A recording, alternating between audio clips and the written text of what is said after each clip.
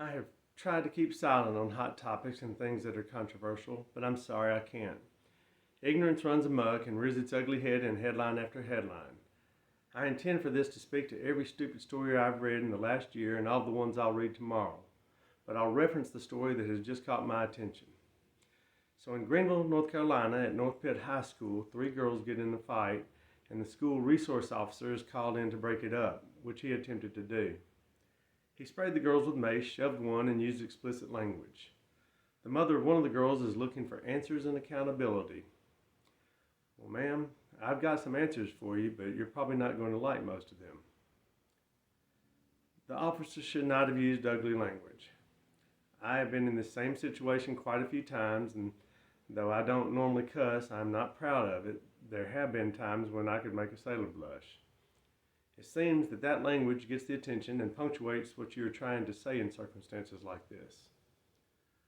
Although I was dealing with adults rather than kids, I do work with kids, trying to teach them how not to get in trouble and how to stay out of these fights. And I feel pretty safe in saying that I know your child. Sure, I don't actually know your daughter, but I do know the situation, and based on that knowledge, I would guess that your daughter is the typical young drama queen that thrives on controversy and fighting, and since getting out of this business of having to deal with people like your daughter, I don't use that language at all. Your daughter was at the center of a situation that, whether she started it or not, put her fellow students as well as the student resource officer who was tasked with neutralizing the situation in danger. These things spread quickly because the same personality defects that your daughter likely suffers from is shared by many of her peers. And these same individuals don't think a thing about pulling a knife, a gun, possibly the officer's gun if he was armed, and all the while mistakenly trying to tell the officer and any other authority figure that might be helping that they can't touch her.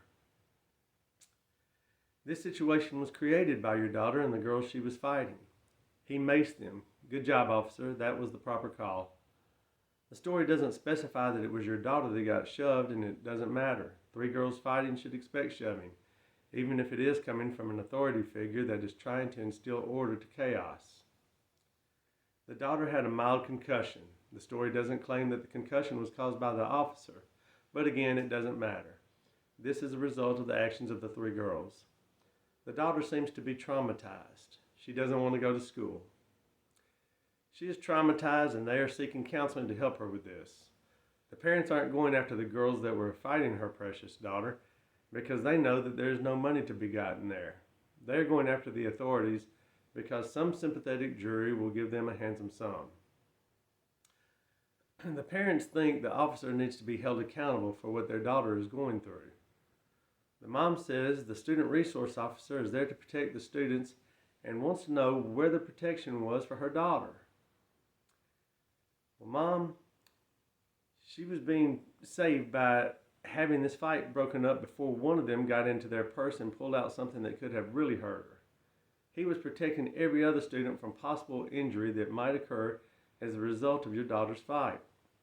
And he was protecting the husband of his wife and the father of his children. Way to go, Deputy Wilson.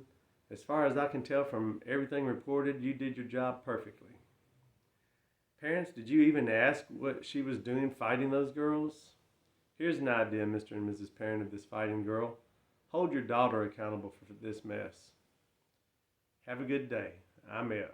Over and out.